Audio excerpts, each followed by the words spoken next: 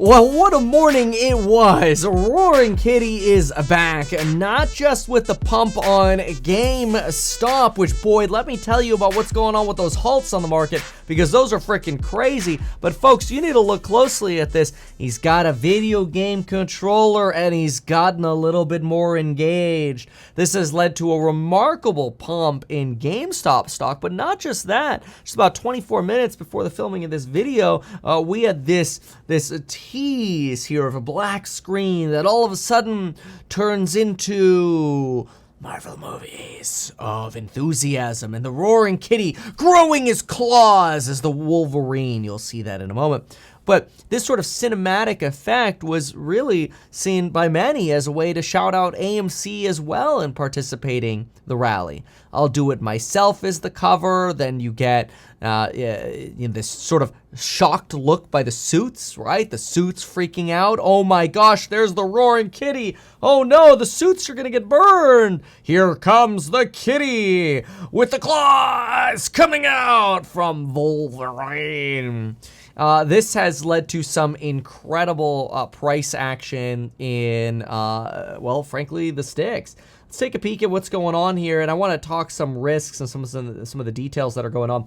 First, let's go to GME, and you really have to understand the Fibonacci retracement lines are key here. I teach this in my Stocks and Psych group, the course on building your wealth, link down below, meetkevin.com. Coupon expires in 2 days. You know the drill. CPI day, okay? So we set this like weeks ago. It's just convenient that this is around this time. A lot of people getting into trading now, so we've seen a lot of new members join. But something that you have to pay attention to is, first, you need to have your Fibonacci retracement lines drawn. Now, what did I draw them to? Am I going to draw them to the 400 plus number? No, of course I'm not going to draw them to the 400 plus number. What are you going to draw them to? You're going to draw them to the peak of the market. What was the peak of the market? Well, you're going to draw them to the peak of right here, this peak, November of 2021. Those are the fibs that are in play right now. None of the other fibs, none of the 400 stuff, none of that is in play right now. These are what are in play. And I covered this live this morning. You could see us basically live talking about these sticks. And when we broke out, the thought was we could break 30.57 and then get to 36.94, which is exactly what happened. And as soon as we got rejected at 36.94, we ended up at the 30.57 line. Now we're trading under it with declining volume, which is not great. If you are trading these, you have to be very careful of a few different things. Number one, declining volumes will hurt you on the upside always. The way you get momentum stocks to go up is volume goes up. You need the mainstream narrative to end the day today at 1 o'clock California time, 4 p.m. Eastern time, that the suits are getting burned, Wall Street Bets is back, retail traders are back, Robinhood stock will go up, GameStop, AMC, costs, maybe BYD, maybe Alibaba, some of the traditional OG momentum movers will come back. Lemonade's going up on nothing, 18% today. That company is out of freaking money. They've got $300 million in more bills than they have actual cash to cover it. They're still losing money every single month. I love the company, but I can't. They're uninvestable to me. Why are they up? They're up because they're up 19% because of momentum. Can you short it? No, because the fundamentals aren't what matter here. What matters is volume. That's all it is. Volume is the fundamental driver here, not the actual earnings reports. Now, something else you have to be very careful of is if you're playing options, volatility goes up extremely high when you get this sort of run. These are the average candlesticks here, the non-average. You can see the gaps. I'll talk about halts in a moment and the manipulation of the suits. But something that you really have to remember is this coupon expiring is going to be a big price increase on Wednesday. So make sure after CPI, PPI, you join before 11:59. You get all my buy, sell, trade alerts. We've been green for quite a while now. We've been doing really well. We had a 500K win on Tesla. We had another 50K win thereafter. I don't always win, and I don't promise that we're always going to win. Who knows? Maybe we'll hit a red streak. But knock on wood, we've been doing really well. And if you want to see exactly how I'm hedging the market going into CPI, PPI, consider joining the courses before rather than after the CPI PPI data comes out in that Wednesday expiration. But look, when you're looking at options, let me just give you an example, okay? So this morning I was looking at the $30 calls on GME. They started at about $3.30. They ran all the way to about $12 during this hype. Now, They started at $3.30 over here. We're still well above that now, but we're down to about $5.85 now.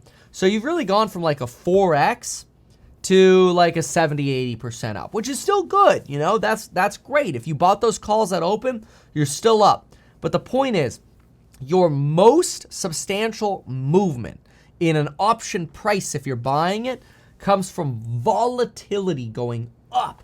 And that comes with momentum. So if you're trading this, I mean, I hate saying this phrase, but the fundamentals of the earnings reports and what they're selling does not matter. What matters is the volume. And when you get a bleed out in volume, the price will bleed down.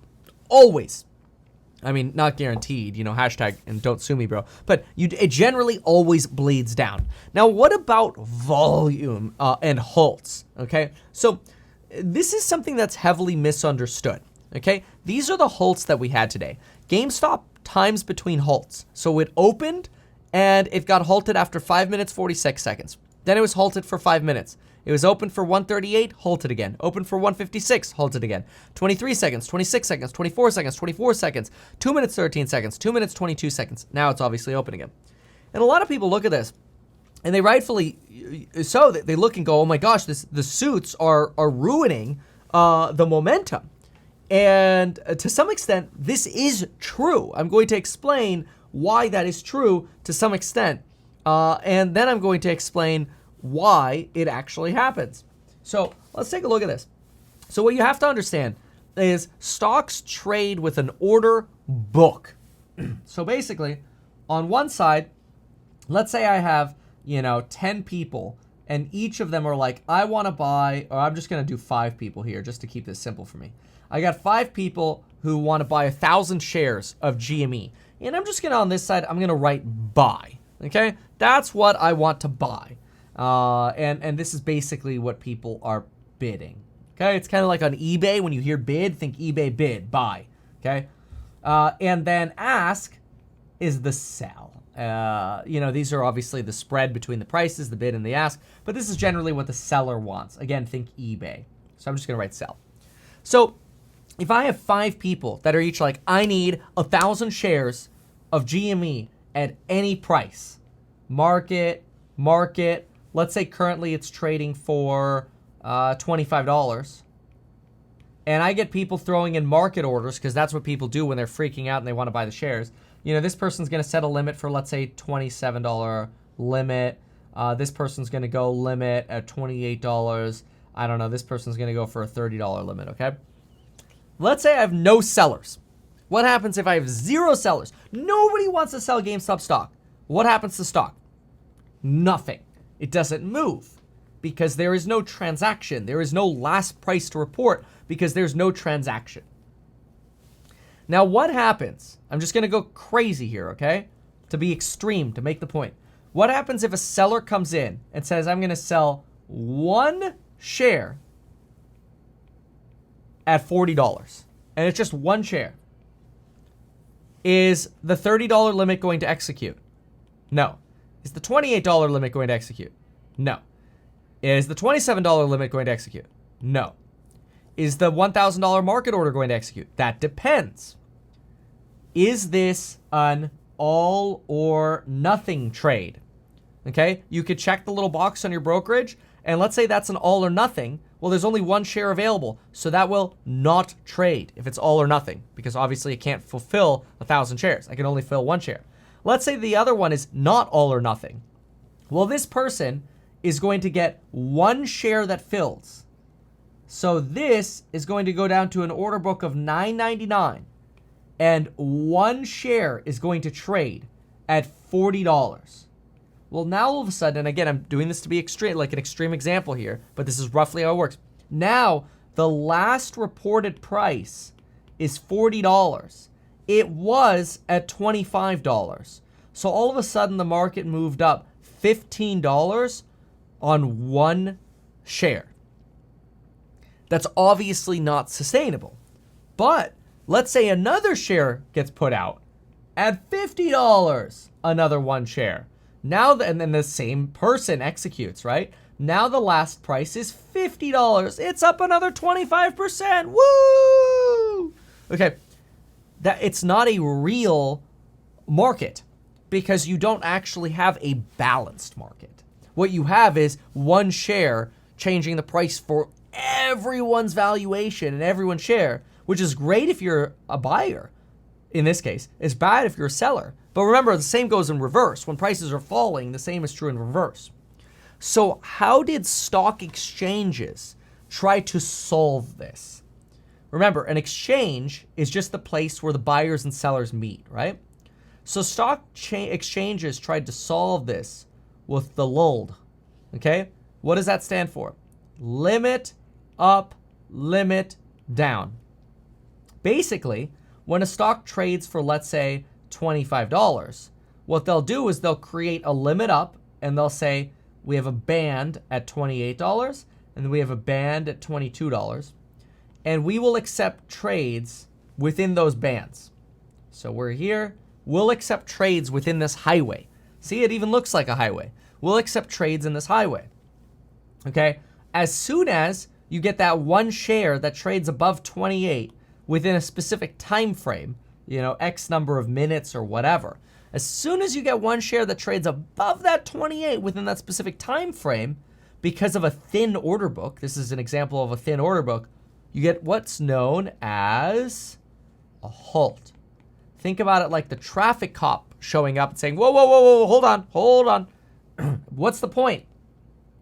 The point of halting is simply to say, all right, we got one seller at 40. You enter in a halt and you try to create a balanced market. Can you get 1,000 shares being sold at 29? Can you get 1,000 shares being sold at 31? Then the halt is lifted, and then all of a sudden what happens? Well, now you can actually see the buyer at a $30 limit right here. This buyer can get matched with this. This 31 can match over here with this guy or potentially the other one, depending on which was entered earlier. And you still have that $1, so you can get some of these trades that go through, but then that $1 one potentially throws you out and gets you into another halt.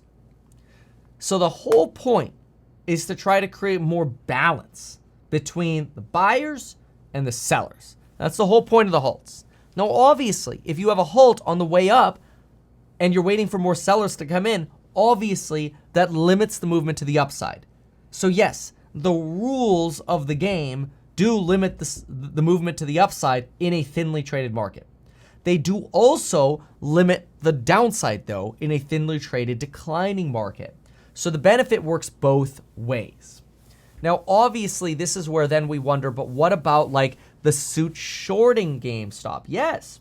You're at about, well, as of this morning, you were at about 25% of a float that was short. Short sellers lost like $1 billion on GameStop today. It was crazy. And they might lose more because when this story goes mainstream, you could continue to see a movement to the upside on both GameStop, but also AMC. AMC moving up quite nicely as well, 32% on the day because of the GME movement. Very good. Rivian's also up about 10%. Lemonade's still holding on to 16% rather. This is very common that you get this sort of momentum movement. Now, is it the broker dealers that are ripping people off? Like, is it the Robinhood, the Vlad, the Impaler of stocks? Is it, Webull or whatever that's halting?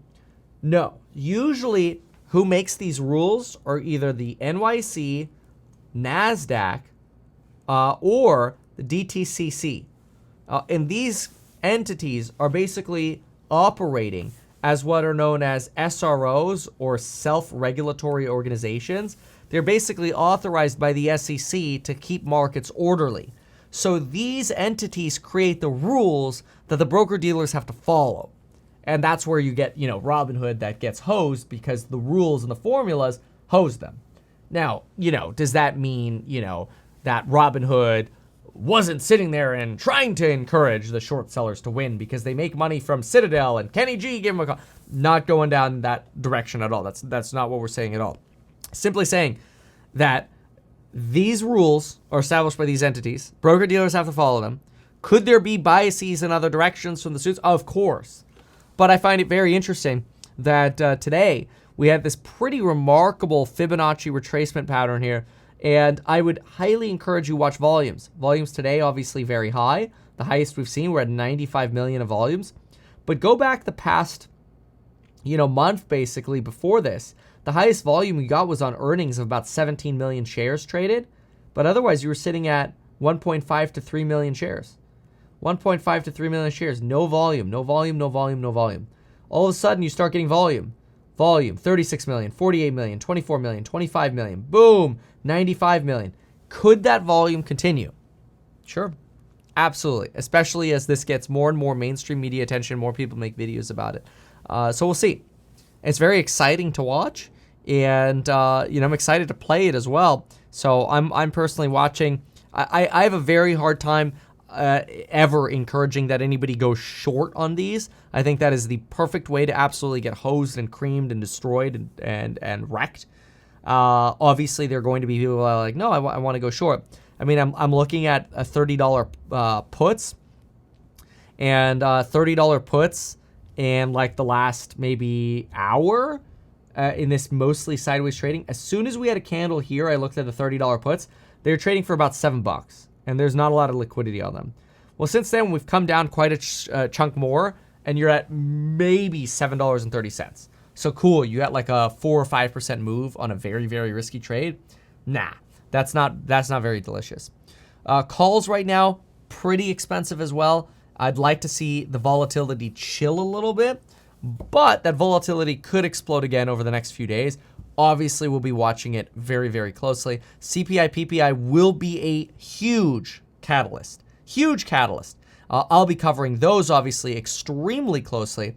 And I will also be sending, before CPI and PPI comes out, I'll be sending out an exact strategy for what I'm going to do as CPI hits. So when CPI hits, people know, who are in the Stocks and Psych group, what I plan to do. Double down, sell, go long, whatever it is. I'll have a plan before CPI, PPI. And then once CPI, PPI comes out, we'll execute probably at market open unless we get, a certain direction and it makes sense to actually hold it. Who knows what that reference is from? Now, engage the reversing engines. I don't know why that one's been stuck in my head for so long. Anyway, so look, buckle up. This is going to be an absolutely crazy week. We could literally have CPI and PPI come in soft. If they come in soft, GameStop could actually moon on a good CPI read. So buckle up. This is going to be a really, really fun week. Make sure to subscribe. And make sure if you're not part of the Market Live channel yet, you're part of that as well. So we got the main channel here and then Market Live. I go live every day the market is open with rare exceptions. And we'll see you there soon. Thanks so much. Have a good one. Bye. Why not advertise these things that you told us here? I feel like nobody else knows about this. We'll try a little advertising and see how it goes. Congratulations, man. You have done so much. People love you. People look up to you. Kevin Paffrath there, financial analyst and YouTuber. Meet Kevin. Always great to get your take. Even though I'm a licensed financial advisor, licensed real estate broker, and becoming a stockbroker, this video is not personalized advice for you. It is not tax, legal, or otherwise personalized advice tailored to you. This video provides generalized perspective, information, and commentary. Any third-party content I show shall not be deemed endorsed by me. This video is not and shall never be deemed reasonably sufficient information for the purposes of evaluating a security or investment decision. Any links or promoted products are either paid affiliations or products or services we may benefit from. I also personally operate an actively managed ETF. I may personally hold or otherwise hold long or short positions in various securities, potentially including those mentioned in this video. However, I have no relationship to any issuer other than HouseHack, nor am I presently acting as a market maker. Make sure if you're considering investing in HouseHack to always read the PPM at househack.com.